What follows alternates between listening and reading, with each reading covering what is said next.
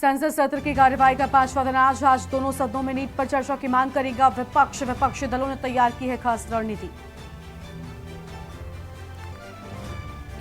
दिल्ली के Indira Gandhi international airport पर बड़ा हादसा। भारी बारिश से दिल्ली एयरपोर्ट के टर्मिनल 1 की छत गिरी, सभी उड़ानें रद्द, कई गाड़ियां दबी, 6 लोग घायल, रेस्क्यू जारी। राष्ट्रपति के अभिभाषण पर धन्यवाद प्रस्ताव पर चर्चा। आज लोकसभा में बीजेपी नेता अनुराग ठाकुर और राज्यसभा में सुधांशु त्रिवेदी कर सकते हैं शुरुआत। नीट परीक्षा के मुद्दे पर आज संसद में तीखी तकरार के अनुसार गठबंधन के लिए कार्यस्थगन प्रस्ताव लाने का फैसला। दिल्ली में अज्ञात उपद्रवियों ने ओवैसी के घर पर फेंकी काली स्याही, संसद में दिए बयान के विरोध में पोती कालिक। दिल्ली, एनसीआर, मध्य प्रदेश, राजस्थान समेत 24 राज्यों में भारी बारिश का अलर्ट। जोरदार बारिश ने खड़ी की आफत, सड़कें बनी तालाब, जगह जगह पर जलभराव, परेशान लोग। देख रहे हैं खबरों का सारथी। नमस्कार, लाइव न्यूज में आप सभी का स्वागत है। मैं हूं आपके साथ गरिमा वाजपेयी और बड़ी खबर से बुलेटिन की शुरुआत करते हैं। आज संसद सत्र का 5वां दिन है। दिल्ली से बड़ी जानकारी आपको बता रहे हैं, जहां पर विपक्ष सदन में नीट का मुद्दा उठाएगा। विपक्षी दलों ने खास रणनीति तैयार कर ली है और आपको बता दें कि खास रणनीति के तहत इस मुद्दे को उठाया जाएगा। दोनों सदनों में आज नीट पर चर्चा की मांग करेंगे विपक्षी। राष्ट्रपति के अभिभाषण पर धन्यवाद प्रस्ताव पर चर्चा जारी। अहम खबर आपको हम बता रहे हैं, विपक्षी सदन में उठाएंगे नीट का मुद्दा। अहम जानकारी आपको बता रहे हैं और सीधी तस्वीरें भी आप देख सकते हैं। एक तरफ दोनों सदनों की कार्यवाही शुरू हो चुकी है और राज्यसभा की ये सीधी तस्वीरें आपको हम दिखा रहे हैं, जहां पर कार्यवाही की शुरुआत होने को है। और आज दोनों सदनों में विपक्षों की ओर से रणनीति है कि नीट का मुद्दा उठाया जाएगा। फिलहाल आज संसद सत्र का 5वां दिन, 18वीं लोकसभा का संसद सत्र 5वां दिन आज शुरू हो चुका है। तस्वीर आपको हम दिखा रहे हैं। To extend birthday greetings to Honorable Member of Parliament, Professor Ram Gopal Yadav.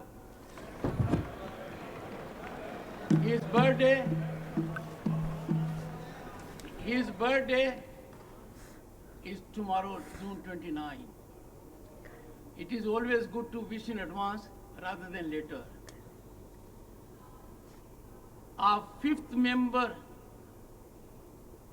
member of Rajya Sabha since 1992. Professor Yadav also served as a member of Lok Sabha from 2004 to 2008. A grassroots politician, Professor Yadav is currently General Secretary and floor leader of Samajwadi Party. Professor Ram Gopal Yadav was twice part of Indian parliamentary delegation to United Nations in 2011 and 2015. His address in the United Nations General Assembly in 2015 was impactful and widely appreciated. Professor Yadav, an educationist, has authored several books. His book, Dr. Lohia Ka Samajwad, is a treatise to be read. And his another book, Sansad Mein Meri Baat, lays bare his heart.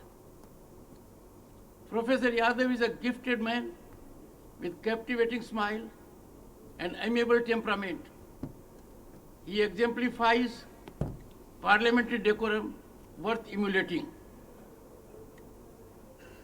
He is blessed with 2 sons, Akshay and Anupam, and daughter Anuradha. His son, Akshay Yadav, has recently been elected to Lok Sabha. And this is the second term of Akshay in Lok Sabha. Honorable members, on behalf of this House, I wish him a long, healthy, and happy life and extend greetings to his family and friends. I have been captivated by his smile number of times. I am sure during this session and further sessions, he will spare me. Honorable members, birthday greetings to Sri Harivansh ji, Honorable Deputy Chairperson. तो देखिए राज्यसभा से तस्वीरें हम आपको दिखा रहे थे जहां पर सत्र की कार्यवाही शुरू हो चुकी है, लेकिन इससे पहले आपको बता दें कि राहुल गांधी की ओर से सत्र को लेकर अहम बातें कही गई हैं। उनकी ओर से साफ तौर पर कहा गया कि नीट मुद्दे को आज हम उठाएंगे। उनकी ओर से अपने सांसदों से भी ये बात कही गई है। दिल्ली से बड़ी जानकारी आपको बता रहे हैं, राहुल गांधी की बड़ी बात सामने आई है। आपको बता दें कि नीट के मुद्दे को विपक्षी लगातार एक तरफ संसद में उठा रहे हैं, तो वहीं दूसरी ओर संसद से लेकर सड़क तक ये मुद्दा लगातार उठाया जा रहा है। नीट मामले को लेकर अब राहुल गांधी की ओर से भी ये बड़ी बातें सामने आई हैं, जहां साफ तौर पर राहुल ने कहा कि सबसे पहले नीट पर बहस होनी चाहिए। बड़ी जानकारी आपको हम बता रहे हैं।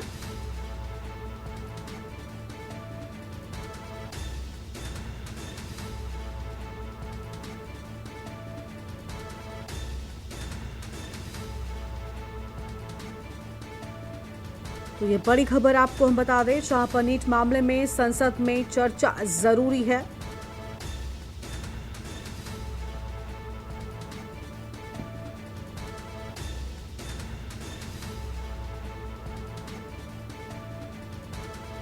नीट पर पहले बहस होनी चाहिए। राहुल गांधी की ओर से ये बड़ी बातें सामने आई हैं।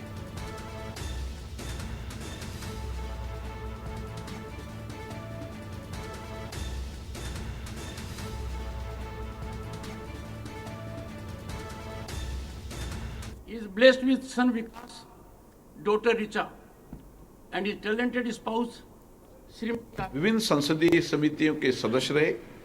इससे पूर्व वे 4 कार्यकालों के लिए उत्तर प्रदेश विधानसभा के सदस्य रहे। उन्होंने उत्तर प्रदेश सरकार में कैबिनेट मंत्री के रूप में भी कार्य किया। डॉक्टर शफीकुर रहमान बर्फ का निधन 93 वर्ष की आयु में 27 फरवरी 2024 को संबल उत्तर प्रदेश में हुआ। श्री CPM गिरी यप्पा कर्नाटक के चित्रदुर्ग संसदीय क्षेत्र से 9वीं, 10वीं और 12वीं लोकसभा के सदस्य थे। श्री गिरियप्पा विभिन्न संसदीय समितियों के सदस्य, इसके पूर्व कर्नाटक विधानसभा के सदस्य थे। श्री CPM गिरियप्पा जी का निधन 83 वर्ष की आयु में 23 मार्च 2024 को बेंगलोर में हुआ। श्री A गणेश मूर्ति तमिलनाडु के इरोड संसदीय क्षेत्र से 12वीं, 15वीं और 7वीं लोकसभा के सदस्य थे। श्री गणेश मूर्ति विभिन्न संसदीय समितियों के सदस्य रहे। उन्होंने तमिलनाडु विधानसभा के सदस्य के रूप में भी कार्य किया। श्री A गणेश मूर्ति जी का निधन 28 मार्च 2024 को 76 वर्ष की आयु में कोमटूर तमिलनाडु में हुआ। श्री कुंवर सर्वेश कुमार उत्तर प्रदेश के मुरादाबाद संसदीय निर्वाचन क्षेत्र से 16वीं लोकसभा के सदस्य थे। श्री सर्वेश कुमार ऊर्जा संबंधी स्थायी समिति के सदस्य थे। इसके पूर्व उन्होंने उत्तर प्रदेश विधानसभा के सदस्य के रूप में 5 कार्यकालों के लिए कार्य किया। श्री कुंवर सर्वेश कुमार जी का निधन 20 अप्रैल 2024 को 72 वर्ष की आयु में नई दिल्ली में हुआ। श्री राजवीर दिलेर उत्तर प्रदेश के हाथरस संसदीय क्षेत्र से 17वीं लोकसभा के सदस्य थे। श्री दिलेर ग्रामीण विकास और पंचायत राज संबंधी स्थायी समिति के सदस्य थे। उन्होंने उत्तर प्रदेश विधानसभा के सदस्य के रूप में भी कार्य किया। श्री राजवीर दिलेर का निधन 24 अप्रैल 2024 को 65 वर्ष की आयु में अलीगढ़ उत्तर प्रदेश में हुआ। श्री V श्रीनिवास प्रसाद कर्नाटक के चामराजनगर संसदीय निर्वाचन क्षेत्र से 7वीं, 8वीं, 9वीं, 10वीं, 13वीं और 7वीं लोकसभा के सदस्य थे। उन्होंने उपभोक्ता मामले, खाद्य सार्वजनिक वितरण मंत्रालय में राज्य मंत्री के रूप में कार्य किया। श्री प्रसाद विभिन्न संसदीय समितियों के सदस्य रहे। इससे पूर्व श्रीनिवास प्रसाद ने 2 कार्यकालों के लिए कर्नाटक विधानसभा के सदस्य और कर्नाटक सरकार के मंत्री के रूप में भी कार्य किया। श्री श्रीनिवास प्रसाद जी का निधन 29 अप्रैल 2024 को 76 वर्ष की आयु में बेंगलोर में के कर्नाटक में हुआ।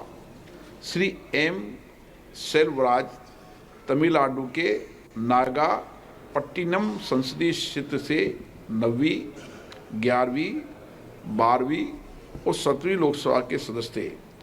वे रसायन उर्वरक संबंधी स्थायी समिति और कई संसदीय समितियों के सदस्य रहे। श्री एम सेल्वराज का निधन 13 मई 2024 को 67 वर्ष की आयु में चेन्नई में हुआ। श्री सुशील कुमार मोदी जी बिहार के भागलपुर संसदीय क्षेत्र से 14वीं लोकसभा के सदस्य रहे। श्री मोदी जी ने सरकारी उपकरण संबंधी समिति, जल संसाधन समिति के सदस्य के रूप में भी कार्य किया। श्री सुशील कुमार मोदी जी 2 कार्यकाल के लिए बिहार सरकार में उप मुख्यमंत्री रहे। उन्होंने बिहार सरकार में मंत्री के रूप में कार्य किया। वे 3 कार्यकाल के लिए बिहार विधानसभा के सदस्य रहे।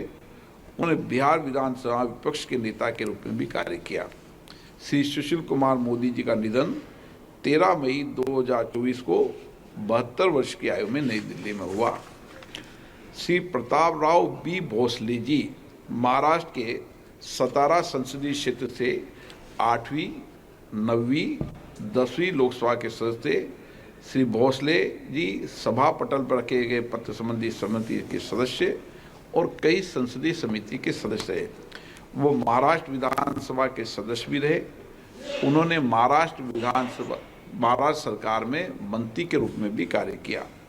श्री प्रताप राव भोसले जी का निधन 19 मई 2024 को 89 वर्ष की आयु में सतारा में हुआ। हम अपने पूर्व साथियों के निधन पर गहरा शोक व्यक्त करते हैं। सभा उनके शोक तो देखिए तस्वीर आपको हम दिखा रहे थे जहां पर सदन की कार्यवाही शुरू हो चुकी है, लेकिन नीट पर सवाल उठ रहा है और सड़क से लेकर संसद तक इस पर बवाल भी हो रहा है। इसी पर विस्तार से बातचीत करें, लेकिन आपको बता दें कि राहुल गांधी की ओर से भी बड़ी बातें कही गई। उन्होंने साफ तौर पर कहा है कि नीट पर सबसे पहले बहस होनी चाहिए, नीट पर पहले बहस होनी चाहिए। राहुल की ओर से ये बड़ी बातें कही गई हैं। तो हम खबर आपको हम बता रहे हैं।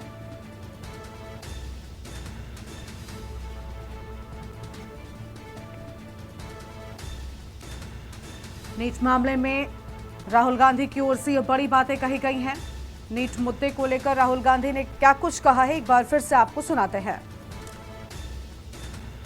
ऑपोजिशन के जो फ्लोर लीडर्स हैं सबकी मीटिंग हुई और यूनानिमस था कि आज हमें नीट का जो इशू है उस पर डिस्कशन चाहिए। हिंदुस्तान के स्टूडेंट्स से मैं कहना चाहता हूँ ये आपका इशू है और हम सबको लगता है, इंडिया गठबंधन को लगता है कि आज सबसे ज़रूरी बात आपकी है क्योंकि आप हिंदुस्तान के भविष्य हो। तो हमें लगा कि यहाँ पे पार्लियामेंट हाउस में नीट पे डिस्कशन हो और उसके बाद प्रेसिडेंट्स एड्रेस हो पाए।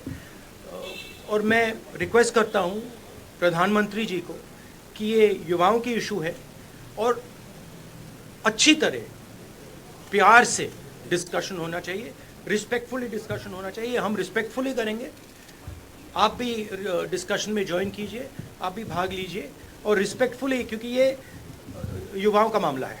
तो हम चाहते हैं युवाओं को मैसेज मिले, घबराए हुए हैं, उनको ये नहीं मालूम कि क्या होने वाला है नीट में। तो पार्लियामेंट से मैसेज जाना चाहिए, उनको भरोसा मिलना चाहिए कि हिंदुस्तान की सरकार और हिंदुस्तान का ऑपोजिशन एक साथ मिलकर स्टूडेंट्स की बात कर रहा है। तो ये आपको बताना चाह रहा हूँ। तो राहुल गांधी को आप सुन रहे हैं, जहां पर साफ तौर पर उनकी ओर से कहा गया कि हिंदुस्तान के स्टूडेंट्स और जो अभ्यर्थी हैं वो भी ये चाहते हैं कि नीट के मुद्दे को लेकर बड़ी बहस हो और सबसे पहले संसद में नीट पर ही बहस होनी चाहिए। राहुल गांधी की ओर से इन सभी बड़े मुद्दों को लेकर विस्तार से बातचीत की गई है। आज बता दें कि आज संसद सत्र का 5वां दिन है और सत्र की शुरुआत हो चुकी है। आगे बढ़ेंगे खबरों की ओर। अगली खबर आपको हम दिल्ली से बताते हैं, जहां पर भारी बारिश के चलते टर्मिनल की छत गिरी। एयरपोर्ट के टर्मिनल 1 पर छत गिरने से 4 लोगों के घायल होने की बात सामने आई है। टर्मिनल 1 पर बचाव अभियान जारी है और टर्मिनल 1 से आने जाने वाली उड़ानों को भी रद्द कर दिया गया है। बड़ी खबर आपको हम बता रहे हैं। देखिए किस तरीके का यहाँ पर जो घटना है वो देखने को मिली है और तस्वीरें बेहद परेशान कर देने वाली निकलकर सामने आई है। टर्मिनल 1 से आने वाली सभी फ्लाइट्स फिलहाल रद्द हो गई हैं, लेकिन छत गिरने से कई लोगों के घायल होने की बात सामने आई है। और आपको बता दें कि यहाँ पर कई गाड़ियां क्षतिग्रस्त हो गई हैं, कई लोग घायल हो गए हैं। तस्वीर आपके टीवी स्क्रीन पर। और एक बार फिर से सदन लेकर चलते हैं। राहुल गांधी क्या कुछ कह रहे सुनाते हैं। है कि दो फोर्सेस हैं, एक तरफ नहीं माने प्लीज ओके। सभा पटल पर रखे जाने वाले पत्र आइटम 3 श्री अर्जुन मेघवाल जी। धन्यवाद अध्यक्ष जी। मैं आपकी अनुमति से आज की संशोधित कार्यसूची के क्रम संख्या 3 पर अंकित दस्तावेज जो डॉक्टर जितेंद्र सिंह जी के नाम के आगे उल्लेखित है, आपकी अनुमति से सदन के पटल पर रखता हूं। मान्य सदस्यगण, आपको पर्याप्त समय, पर्याप्त अवसर, आप पूरा समय राष्ट्रपति अभिभाषण पर हर विषय में बोल सकते हैं। 2 मिनट नहीं, मैं आपको पूरा समय दूंगा।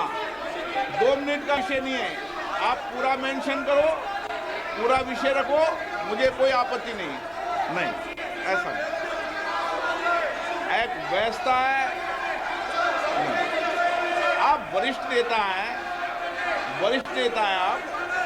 आपको पूरा समय, पूरा वक्त देंगे।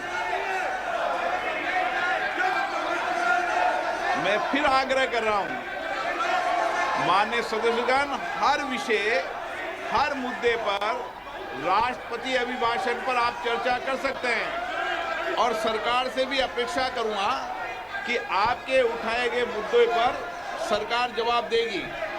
माननीय आइटम नंबर 4 तो लोकसभा में नीट को लेकर जोरदार हंगामा देखने को मिल रहा है। आप सुन रहे थे किस तरीके की तस्वीरें निकलकर सामने आ रही है, जहां पर जोरदार हंगामा नीट के मुद्दे को लेकर लगातार किया जा रहा है। बड़ी जानकारी आपको हम बता रहे हैं।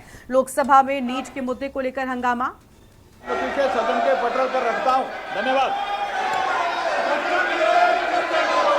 आइटम नंबर 5 श्री महासचिव।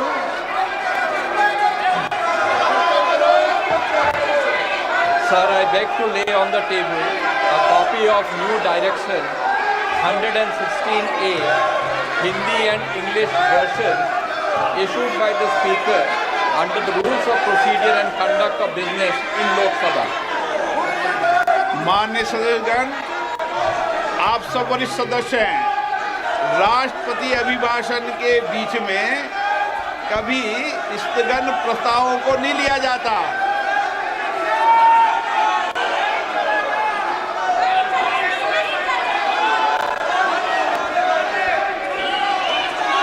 सदन की कार्रवाई आज 12 बजे तक के लिए स्थगित की जाती है। तो सदन की कार्यवाही को 12 बजे तक के लिए स्थगित कर दिया गया है। बड़ी खबर आपको बता दें, देखिए लगातार नीट के मुद्दे को लेकर विपक्षों की ओर से जोरदार हंगामा किया जा रहा था, जिसके बाद लोकसभा की कार्यवाही को फिलहाल 12 बजे तक के लिए स्पीकर की ओर से स्थगित कर दिया गया है। बड़ी खबर आपको बता दें, एक तरफ नीट के मुद्दे को लेकर राहुल गांधी ने कहा कि हम चाहते हैं कि सबसे पहले बहस इसी मुद्दे पर हो, नीट के मुद्दे को लेकर बहस हो, और उसके चलते ही विपक्षी सांसदों की ओर से जोरदार हंगामा भी किया गया। लेकिन आपने देखा कि किस तरीके से यहां पर स्थगित कर दी गई है कार्यवाही। फिलहाल बड़ी जानकारी आपको हम बता दें,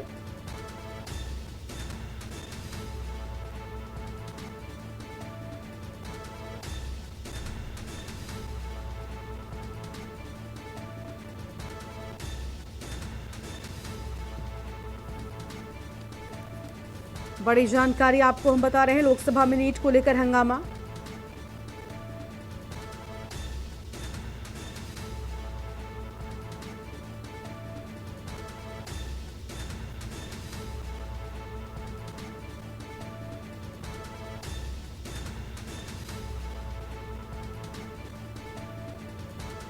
लोकसभा की कार्यवाही को स्थगित किया गया है। बड़ी खबर आपको हम बता रहे हैं, 12 बजे तक के लिए लोकसभा की कार्यवाही स्थगित कर दी गई है।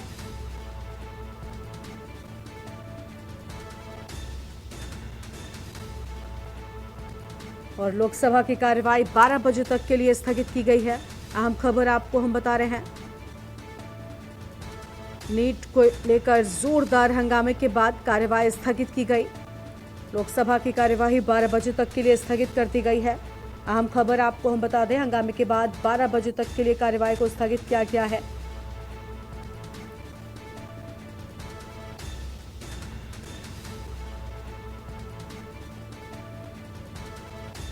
ये बड़ी खबर आपको हम बता रहे हैं, लोकसभा की कार्यवाही को 12 बजे तक के लिए स्थगित कर दिया गया है। अहम जानकारी आपको हम बता दें।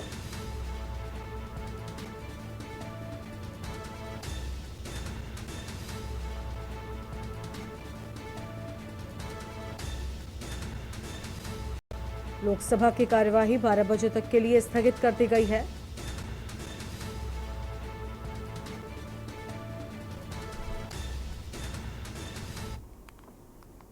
और आगे बढ़ेंगे खबरों की ओर। अगली खबर आपको हम दिल्ली से बताते हैं, जहां भारी बारिश के चलते टर्मिनल की छत गिर गई। एयरपोर्ट के टर्मिनल 1 पर छत गिरने से 4 लोगों के घायल होने की बात सामने आई है और बचाव अभियान लगातार जारी है। टर्मिनल 1 से आने जाने वाली उड़ानों को भी रद्द कर दिया गया है। बड़ी जानकारी आपको हम बता रहे हैं, जहां पर उड़ानों को रद्द किए जाने की बात कही गई है। टर्मिनल 1 से आने जाने वाली सभी फ्लाइट्स फिलहाल कैंसिल कर दी गई हैं।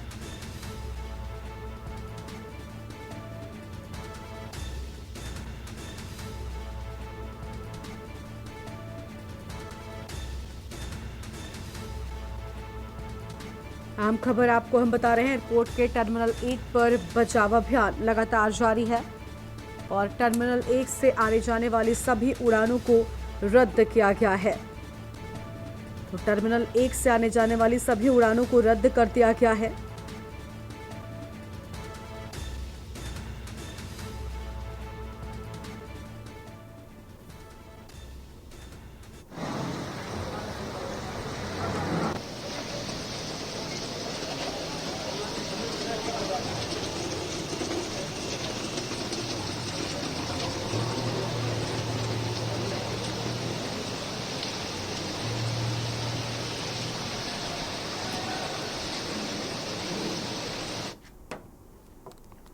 आगे बढ़ेंगे खबरों की ओर। दिल्ली में बारिश के बीच कई इलाकों में जाम देखने को मिला है। आईटीओ पर पानी भरने की वजह से एक तरफ जाम लग गया, तो वहीं मलकागंज इलाके में पानी से भरे गड्ढे में कार गिर गई है। वजीरपुर इंडस्ट्रियल एरिया में अंडरपास में भी पानी भर गया है। एयरपोर्ट जाने वाले रास्ते भी जाम हो गए हैं। आईजीआई एयरपोर्ट के टर्मिनल 2 और 3 से उड़ानें चालू। टर्मिनल 1 आगमन पर उड़ानें संचालित की जा रही हैं। 1 से प्रस्थान वाली उड़ानों को 2 बजे तक के लिए रद्द किए जाने की बात फिलहाल सामने आई है।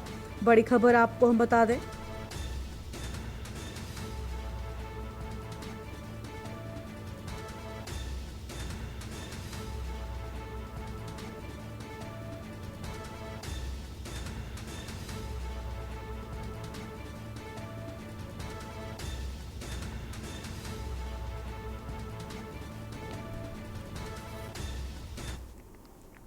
और आगे बढ़ते हैं खबरों की ओर। दिल्ली में बारिश से मेट्रो सेवा भी प्रभावित हो गई है। बारिश के चलते द्वारका सेक्टर 25 मेट्रो स्टेशन को बंद किए जाने के बाद Yashobhoomi Dwarka sector 25 metro station बंद किया गया है। दिल्ली एरोसिटी मेट्रो स्टेशन से टर्मिनल 1 पर सेवाओं को बंद किए जाने की बात सामने आई है और इसके साथ ही आईजीआई हवाई अड्डे तक शटर सेवा निलंबित कर दी गई है। बड़ी जानकारी आपको हम बता रहे हैं, जहां पर शटर सेवा को निलंबित किया गया है। अहम खबर आपको हम बता रहे हैं, Yashobhoomi Dwarka sector 25 metro station को बंद किए जाने की बात सामने आई है। अहम खबर आपको हम बता दें, जहां पर दिल्ली एरोसिटी मेट्रो स्टेशन को लेकर बड़ी जानकारी आपको हम बता रहे हैं। बारिश के चलते ये सभी चीजें देखने को मिली हैं। Yashobhoomi Dwarka sector 25 metro station को बंद किए जाने की बात सामने आई है।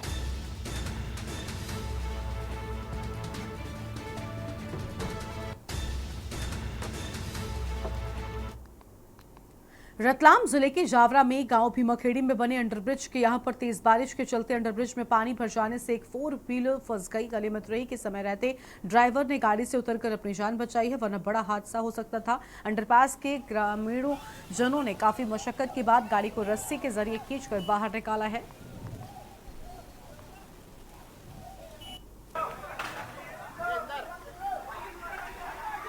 तो 4 व्हीलर निकालने के दौरान अंडरपास में किस तरीके से फंस गई वो आप इन तस्वीरों में देख रहे हैं। ग्रामीणों की मदद से कड़ी मशक्कत के बाद इसे बाहर निकाला जा सका है। रतलाम से खबर आपको बता रहे थे।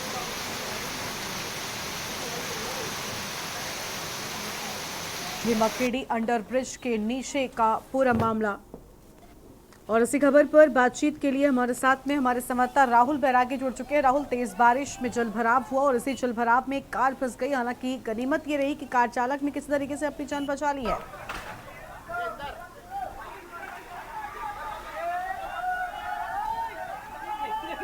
राहुल, आवाज मिल रही है आपको हमारी?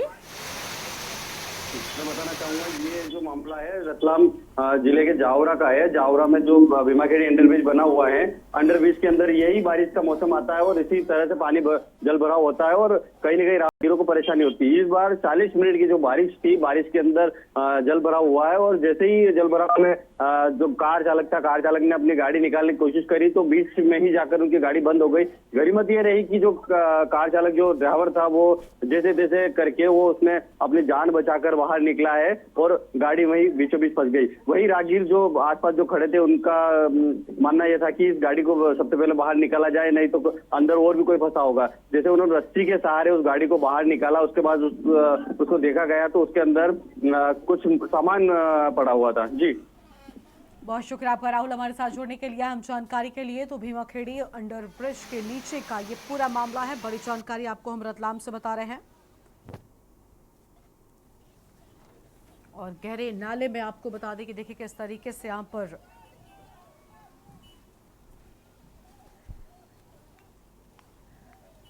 श्रावस्ती से अगली खबर का रुख कर लेते हैं, जहां पर प्राथमिक विद्यालय के सामने लगा गंदगी का अंबार और स्वच्छ भारत मिशन की खुलेआम धज्जियां उड़ाई जा रही हैं। भिनगा नगर पालिका के वार्ड नंबर 5 में स्थित विद्यालय स्कूल में पढ़ रहे बच्चों के स्वास्थ्य के साथ हो रहा है खिलवाड़। लोगों की शिकायतों के बाद भी जिम्मेदार अनजान बने हुए हैं। बड़ी जानकारी आपको बता दें, जहां पर लोगों की शिकायतों के बाद भी जिम्मेदार अनजान बने हुए हैं।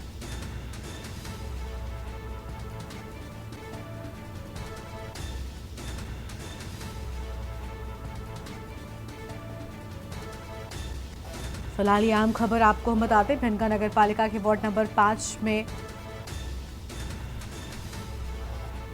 स्वास्थ्य से खिलवाड़ हो रहा है बच्चों के साथ में। तस्वीरें भी आपको हम दिखा रहे हैं। आप देखिए विद्यालय के सामने किस तरीके से गंदगी का अंबार लगा हुआ है। और केपी सिंह हमारे साथ में इस खबर पर बातचीत के लिए जुड़ चुके हैं। केपी, जिम्मेदार मौन बैठे हुए हैं और विद्यालय के सामने गंदगी बढ़ती जा रही है। बच्चों की सेहत के साथ आखिर खिलवाड़ क्यों किया जा रहा है?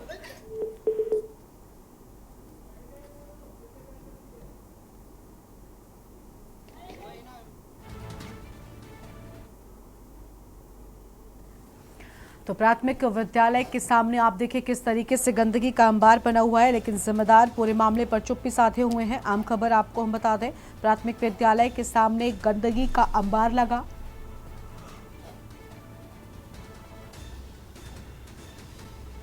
भिनगा नगर पालिका के वार्ड नंबर 5 में स्थित है विद्यालय। बड़ी जानकारी आपको हम बता रहे हैं। स्कूल में पढ़ रहे बच्चों के स्वास्थ्य से हो रहा खिलवाड़। प्राथमिक विद्यालय के सामने लगा गंदगी का अंबार। भिनगा नगर पालिका के वार्ड नंबर 5 में स्थित है विद्यालय। और केपी सिंह एक बार फिर से हमारे साथ में जुड़ चुके हैं। केपी, पूरा मामला क्या है? जिम्मेदार आखिर क्यों इस पूरे मामले पर चुप्पी साधे हुए हैं? बच्चों की सेहत के साथ में खिलवाड़ हो रहा है, गंदगी का अंबार दिखाई दे रहा है।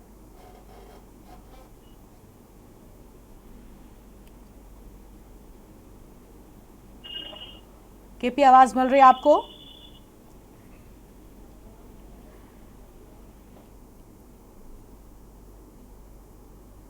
केपी, आप तक आवाज पहुंच रही है क्या हमारी?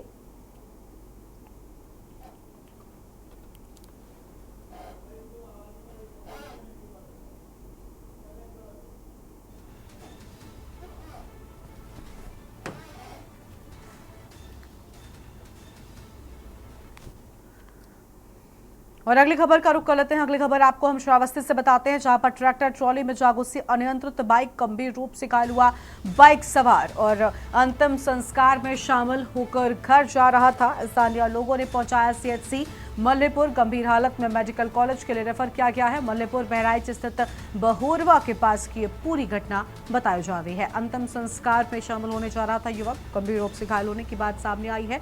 स्थानीय लोगों ने सीएचसी पहुंचाया है। तो बड़ी खबर आपको बता दें, अंतिम संस्कार में शामिल होकर घर जा रहा था।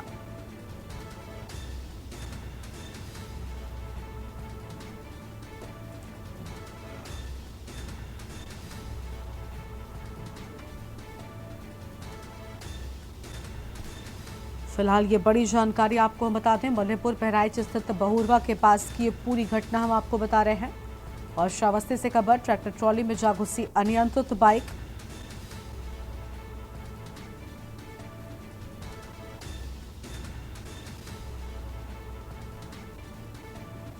और केपी सिंह हमारे साथ में एक बार फिर से। केपी, आवाज मिल रही है आपको?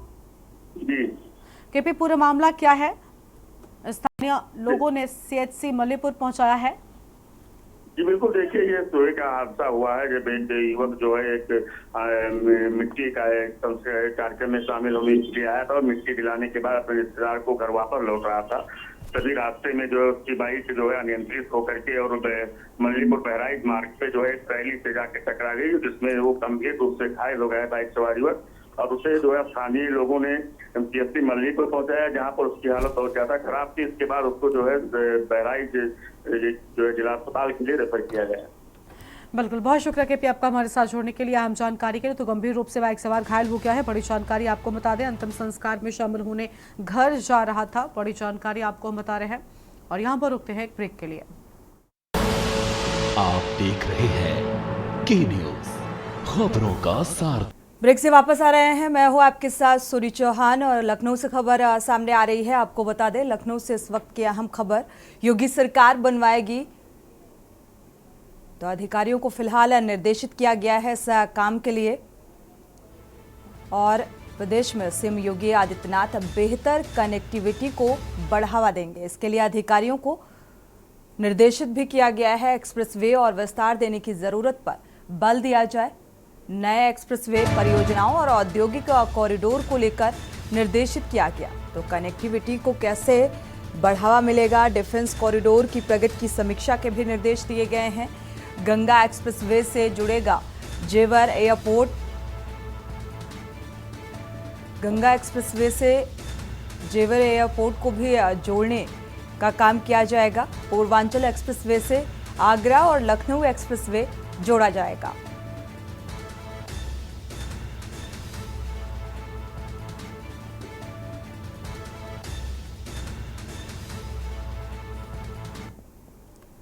और इसी बीच लखनऊ से एक और अहम खबर सामने आ रही है। आपको बता दें, लखनऊ से इस वक्त की अहम खबर, यूपी बीजेपी कोर कमेटी की बैठक है आज। ये बैठक बेहद अहम, सीएम योगी आदित्यनाथ की अध्यक्षता में ये बैठक होगी। लखनऊ से अहम खबर सामने आ रही है। केशव मौर्य, ब्रजेश पाठक भी इस बैठक का हिस्सा होंगे। भूपेंद्र चौधरी भी सीएम आवास पर मौजूद रहेंगे। यूपी बीजेपी के प्रदेश अध्यक्ष की मौजूदगी इस बैठक में सीएम योगी आदित्यनाथ की अध्यक्षता में ये बैठक संपन्न होगी।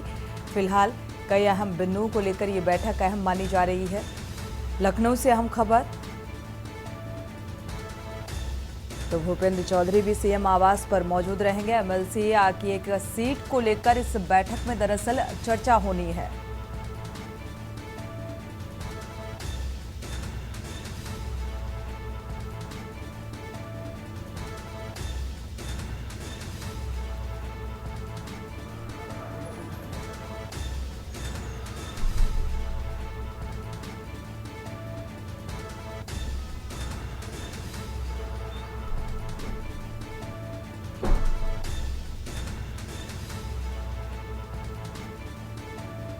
सीएम योगी आदित्यनाथ की अध्यक्षता में ये बैठक संपन्न होगी। एमएलसी की एक सीट को लेकर इस बैठक में चर्चा। भूपेंद्र चौधरी भी, जो यूपी बीजेपी के प्रदेश अध्यक्ष हैं, उनकी भी मौजूदगी सीएम आवास में रहेगी और दोनों डिप्टी सीएम भी इस बैठक का हिस्सा होंगे।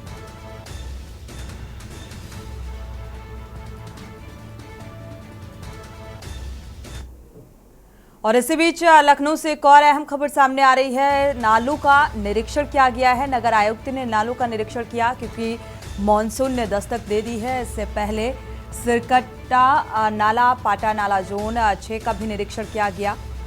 तो नालों की स्थिति का निरीक्षण में कमियां मिलने पर अधिकारियों को निर्देशित भी किया गया है कि जलभराव की समस्या ना बने, उसकी तैयारियां पूरी कर ली जाए।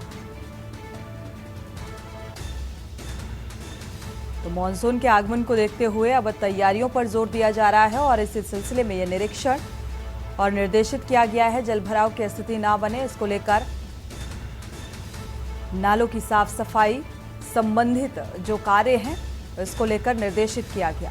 तो जिम्मेदारों को अब देखना ये होगा कि आखिर इस बारिश के मौसम में जलभराव की स्थिति बनती है कि नहीं, या महज ये एक फॉर्मेलिटी है। और इसी बीच अहम खबर उन्नाव से सामने आ रही है। युवती की हत्या से हड़कंप मचा है। उन्नाव से अहम खबर, शौचालय के पास शव पाया गया। धारदार हथियार से वार किया गया था। तो युवती की कुछ महीने में पहले ही शादी होनी थी, कुछ महीने बाद, और युवती की कुछ महीने में शादी होनी थी, उससे पहले ये हत्या की गई है। पुलिस हालांकि इस मामले की तफ्तीश में जुटी हुई है कि किन कारणों से ये हत्या की गई। धारदार हथियार से हत्या की गई है प्रेम प्रसंग के चलते। तो परमाने गांव के मजरा अल्मोना की यह घटना बताई जा रही है।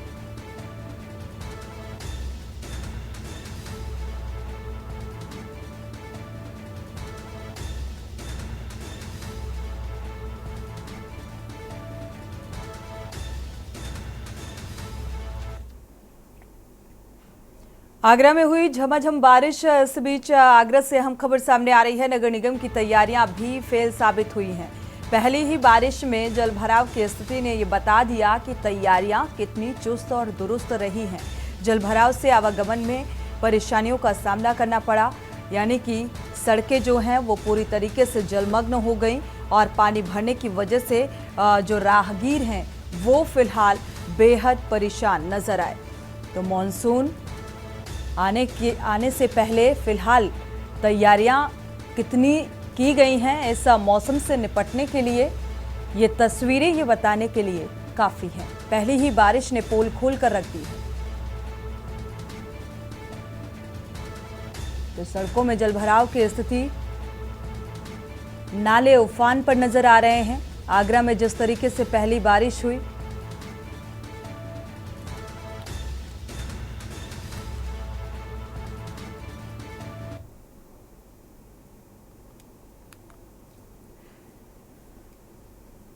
बढ़ते आगे और बात करते हैं महाराजगंज से खबर सामने आ रही है। 2 मंजिला मकान भरभरा कर गिरा है। सड़क चौड़ीकरण की जद में आकर यह मकान गिरा। मिट्टी बराबर करने के बाद ये हादसा हुआ।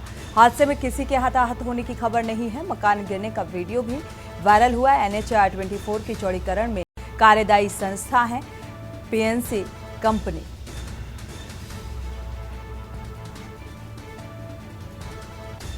मिट्टी बराबर करने के बाद ही ये हादसा होना बताया जा रहा है।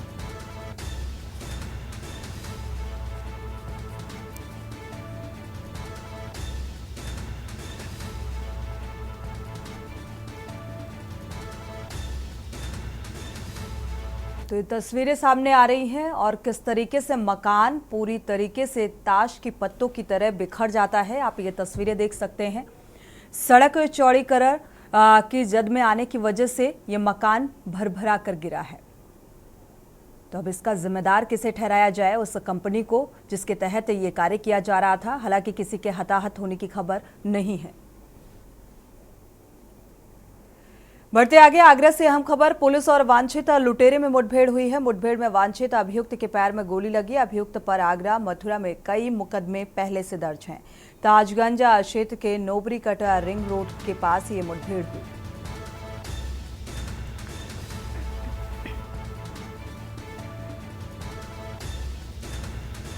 तो अभियुक्त के पैर में गोली लगी इस मुठभेड़ के दौरान और पहले से ही आपराधिक रिकॉर्ड बताया जा रहा है। कई मुकदमे पहले से ही दर्ज हैं इस आरोपी के खिलाफ। ताजगंज क्षेत्र का ये पूरा मामला सामने आ रहा है। हालांकि आरोपी को गिरफ्तार कर लिया गया है। आगे की कार्रवाई शुरू कर दी गई है।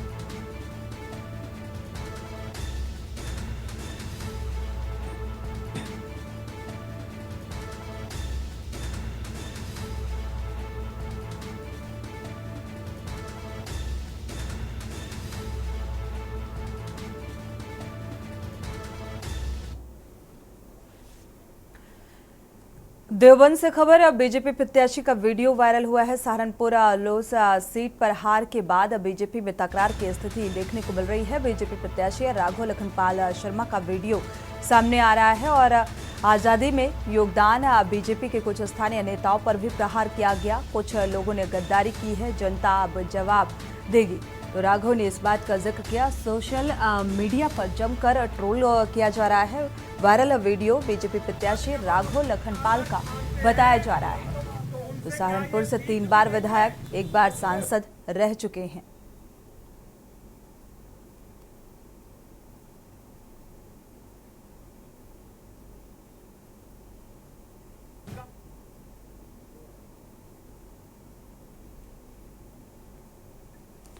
बढ़ते आगे, यूपी सरकार ने 28 जून से प्राइमरी विद्यालयों को खोलने के आदेश दिए थे और इसको देखते हुए सरकार ने ये भी कहा था कि पहले दिन स्कूल आने वाले बच्चों का रोली और चंदन लगाकर टीकाकरण करके उनका स्वागत किया जाएगा। फतेहपुर जिले में भी तमाम स्कूलों में इसी तरीके से बच्चों का पहला दिन जो रहा वो काफ़ी स्वागत के साथ उनका आगमन हुआ और रोली और चंदन का टीका लगाया गया। साथ ही बच्चों के खाने के लिए दोपहर में हलवा और खीर के लंच की व्यवस्था की गई। प्राइमरी और जूनियर स्कूलों में लगातार काम हो रहे हैं और बच्चों की संख्या को देखते हुए सरकार ने ये कदम उठाया है।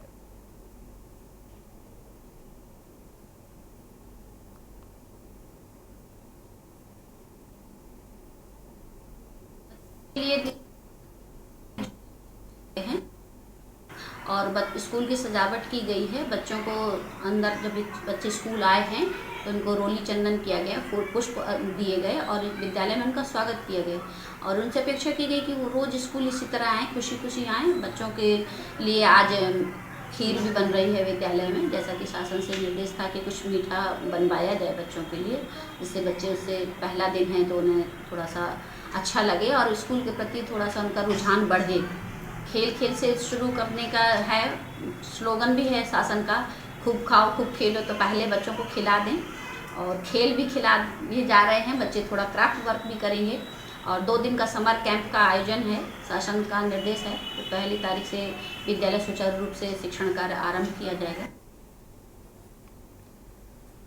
रुक करते हैं अगली खबर का। लखनऊ में सीएम योगी आदित्यनाथ ने पुलिस विभाग में अत्याधुनिक सुविधाओं से लैस पीआरवी गाड़ियों और को हरी झंडी दिखाकर अपने आवास से रवाना किया और चिलचिलाती धूप में इसे हेलमेट भी वितरित किए गए। सीएम योगी आदित्यनाथ ने कहा कि पुलिस को मजबूत बनाना हमारे लिए समाज में महत्वपूर्ण सुविधा को मुहैया कराने जैसा है। जन रक्षा बड़ा सवाल। मुस्तैद यूपी पुलिस, 112 की 96 गाड़ियां अलग अलग जिलों में रवाना। 48 दोपहिया, 49 फोर व्हीलर, सभी पीआरवी वाहन अत्याधुनिक। PTZ camera, GPS tracker, body worn camera, advance MTD और कॉलर के लोकेशन ट्रैक करने की क्षमता। पुलिस को चौकस बनाने की पहल। लखनऊ में सीएम योगी आदित्यनाथ ने यूपी 112 को 96 नए पीआरवी वाहनों को देकर पुलिस को और सशक्त बनाने का काम किया है और भीषण गर्मी में यातायात की कमान संभालने वाले ट्रैफिक पुलिसकर्मियों को एसी हेलमेट पहनाए। सीएम योगी आदित्यनाथ ने कहा कि 7 साल से स्मार्ट पुलिसिंग की ओर से बढ़ रहे यूपी के लिए ये एक अहम कदम है। सुशासन की पहली शर्त है बेहतर कानून व्यवस्था और सुरक्षा का वातावरण राज्य का दायित्व है, जिसका निर्वहन यूपी पुलिस पिछले कई सालों से करती आई है। लखनऊ में सीएम योगी आदित्यनाथ ने यूपी 112 को 96 नए पीआरवी वाहनों को देकर पुलिस को और सशक्त बनाने का काम किया है और भीषण गर्मी में यातायात की कमान संभालने वाले ट्रैफिक पुलिसकर्मियों को ऐसे हेलमेट पहनाए। सीएम योगी ने कहा कि 7 साल से स्मार्ट पुलिसिंग की ओर बढ़ रहे यूपी के लिए ये एक अहम कदम है। सुशासन की पहली शर्त है बेहतर कानून व्यवस्था और सुरक्षा का वातावरण राज्य का दायित्व है, जिसका निर्वहन यूपी पुलिस पिछले कई सालों से करती आई है। उन्होंने कहा कि पर्व त्योहार साथ ही कोरोना काल में गली कूचों में भी यूपी 112 के पीआरवी मोटरसाइकिल पर बैठकर लोगों की मदद के लिए कम समय में हमारी पुलिस पहुंची है। उन्होंने 3 साल में और 6,278 पीआरवी वाहनों को शामिल करने का लक्ष्य है उनका। कि सुशासन की पहली शर्त है कानून का राज, और कानून की राज की सबसे पहली शर्त है सुरक्षा और संरक्षा का एक बेहतर वातावरण।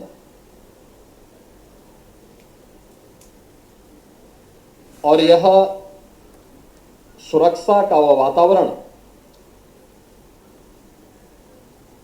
राज्य का दायित्व है, और राज्य के इस दायित्व को बखूबी निर्वहन करती है हमारी पुलिस। समय के अनुरूप हम पुलिस का आधुनिकीकरण कर सके, ये मांग लंबे समय से चली आ रही थी,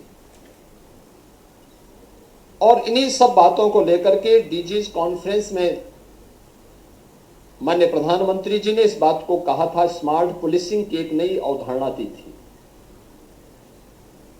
स्मार्ट पुलिसिंग क्या है, इसके बारे में उन्होंने बहुत अच्छे ढंग से कहा था। Stick and sensitive, modern and mobile, alert and accountable, reliable and responsive, techno savvy एवं ट्रेंड। यह कानून के प्रवर्तन के लिए स्मार्ट पुलिसिंग किस नई अवधारणा पर आधारित, जो एक नई दृष्टि माननीय प्रधानमंत्री जी ने डीजीज कॉन्फ्रेंस में देश भर से आए हुए पुलिस महानिदेशकों के सामने कही थी, उसी श्रृंखला में उत्तर प्रदेश पुलिस ने अपने यहां इन सभी बातों को अक्षरशः उतारने का प्रयास किया है। उपकरणों से लैस यूपी पुलिस सजग। प्रदेश पुलिस मुखिया डीजीपी प्रशांत कुमार ने बताया कि 28,000 इवेंट रोजाना यूपी 112 में दर्ज किए जाते हैं, और अत्याधुनिक उपकरणों से लैस पुलिस नागरिकों की मदद के लिए पहुंचती है। यही नहीं, 15 अतिरिक्त विभागों का एकीकरण का काम हो रहा है, जिससे अब 112 की सेवा का विस्तार होगा और नागरिकों को एक ही प्लेटफॉर्म पर आपातकाल सुविधा का लाभ मिलेगा। डीजीपी प्रशांत कुमार ने यह भी कहा कि नागरिकों का पुलिस के प्रति विश्वास बढ़ा है, जो पुलिस के लिए गर्व का विषय है। यूपी 112 परियोजना का उद्देश्य प्रदेश के नागरिकों को आपातकालीन स्थितियों में त्वरित एवं प्रभावी सहायता प्रदान करना है। यह सेवा आपातकालीन परिस्थितियों में अन्य सभी सेवाओं से अधिक प्रभावी मानी जाती हैं। यह प्रणाली नागरिकों को सुरक्षा सुनिश्चित करने तथा किसी भी आपात स्थिति में तेजी से प्रतिक्रिया देने के लिए अत्याधुनिक तकनीक से लैस की गई है। आपको बता दें कि ये सभी पीआरवी वाहन अत्याधुनिक हैं, जिसमें PTZ camera, GPS tracker, body worn camera, advance MTD और कॉलर की लोकेशन ट्रैक करने की क्षमता है।